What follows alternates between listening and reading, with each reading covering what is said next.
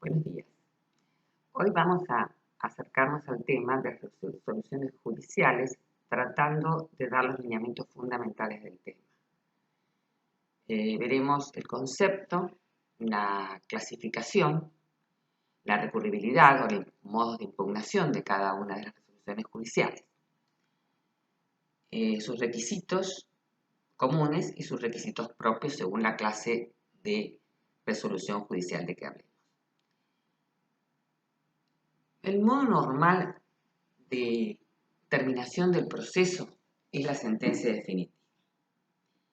Esa sentencia definitiva tiene efectos fuera del proceso, porque decide sobre el mérito de las pretensiones de las partes y no puede reverse en un proceso posterior por efecto de la cosa juzgada.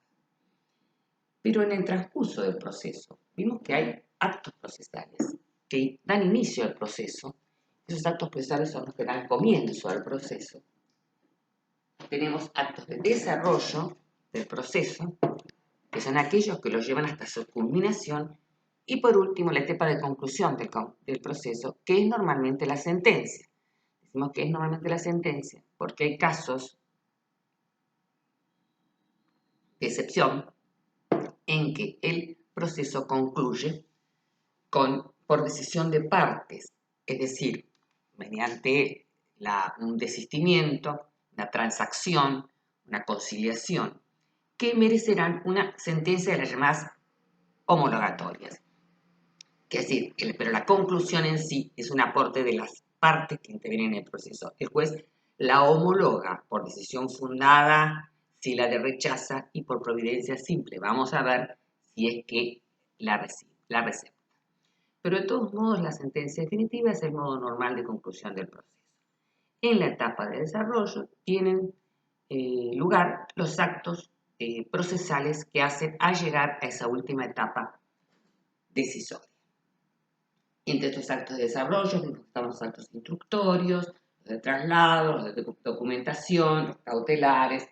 Dentro de todos los actos también estaban las resoluciones judiciales, es decir, las decisiones de los órganos que se toman en el desarrollo del proceso. Esas decisiones tienen requisitos comunes. Los requisitos comunes son la fecha, deben consignar la fecha en que son dictadas las decisiones judiciales. Son siempre resoluciones judiciales, es decir, del órgano judicial y hacen efecto solo dentro del proceso.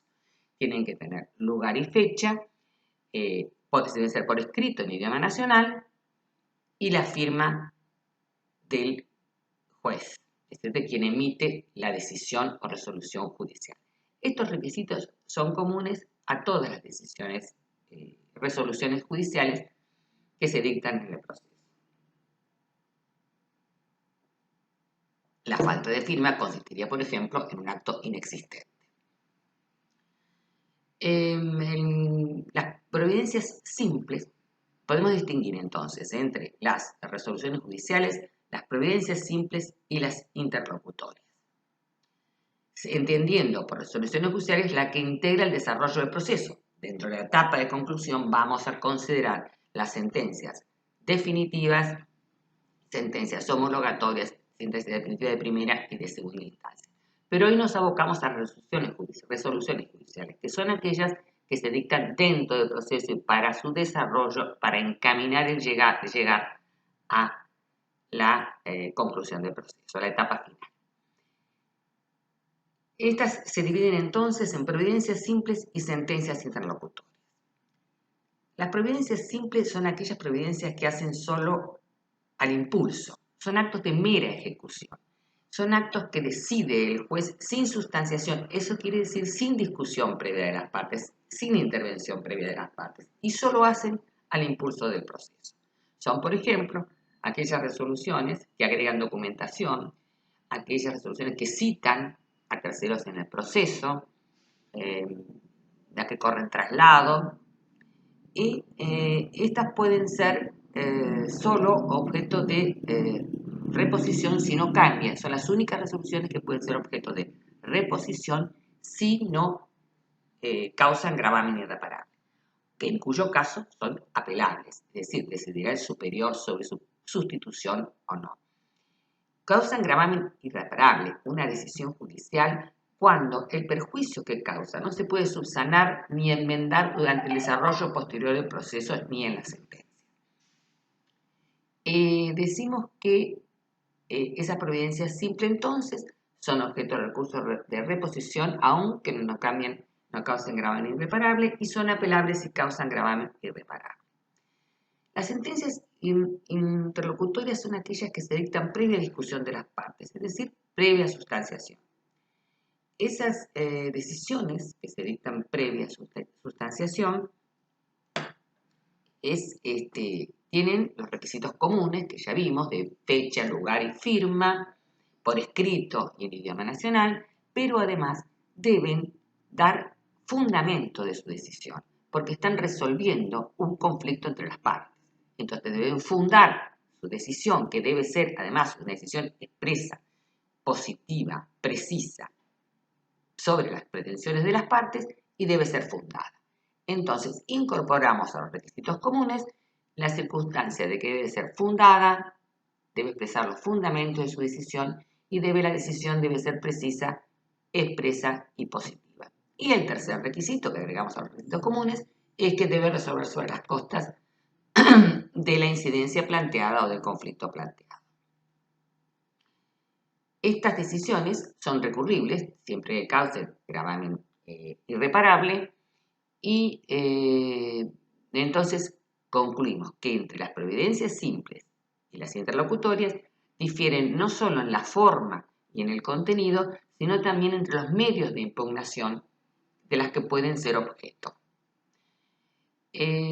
Por último, hablamos de las sentencias que nuestra legislación positiva denomina sentencias homologatorias. En realidad no es una clase autónoma de sentencia. La sentencia homologatoria es aquella que resuelve sobre una presentación de las partes que implique un desistimiento del derecho, un desistimiento del proceso, una transacción, es decir, un acuerdo de partes donde ambas partes se ponen de acuerdo, ceden sus derechos poniéndose de acuerdo a poner fin al juicio, claudican algunas de sus pretensiones en aras de llegar a un acuerdo, y la conciliación, que es el acuerdo de partes sobre cómo va a concluir, en qué condiciones concluye el proceso. Ante estas presentaciones, el juez dicta lo que se denomina sentencia homologatoria. ¿Qué significa? Que va a dar valor de sentencia a los acuerdos conciliatorios o desistimientos de las partes, transacciona conciliación o desistimiento de las partes o no. Si lo hace, lo dicta mediante una providencia simple. Si lo deniega, lo va a tener que hacer mediante una decisión fundada. Por último, podemos hacer una reseña de las sentencias definitivas. En cuanto a su contenido, la sentencia definitiva sabemos que es la que pone fin al proceso. Debe contener lugar, fecha, nombre completo de las partes y el juez debe primeramente abordar una relación sobre las cuestiones planteadas, una relación sucinta, esa es la legislación, sobre todas las cuestiones planteadas durante el proceso, durante el desarrollo del proceso, desde el inicio y desarrollo del proceso. Luego debe analizar con precisión y separadamente cada una de ellas, es decir, relata las cuestiones sucintamente. Luego, una por una, forma separada, las va a analizar. Luego tiene que dar los fundamentos y la ley aplicable. Y debe decidir conforme a las pretensiones formuladas por las partes. Es siempre de acuerdo a las pretensiones formuladas por las partes en las alegaciones que vimos, donde las partes plantean los hechos y el derecho. Lo que obliga al juez que tengan presente que son los hechos y no el derecho. El juez no puede ir ni en más ni en menos sobre los hechos planteados por las partes. Por eso debe calificarlos, además, y debe decidir expresa, positiva y precisamente sobre las pretensiones de las partes, condenando o absolviendo de la demanda, de la reconvención, en todo o en parte. debe fijar también el plazo de cumplimiento de la sentencia y pronunciarse sobre las costas. En este caso, estamos hablando de una sentencia definitiva, que a diferencia de resoluciones judiciales que hablamos en primer término, providencias simples, sentencias interlocutorias, se dictan en el desarrollo del proceso y no en la conclusión como la sentencia definitiva. Bueno, espero haber sido útil en la exposición. Muchas gracias. Hasta pronto.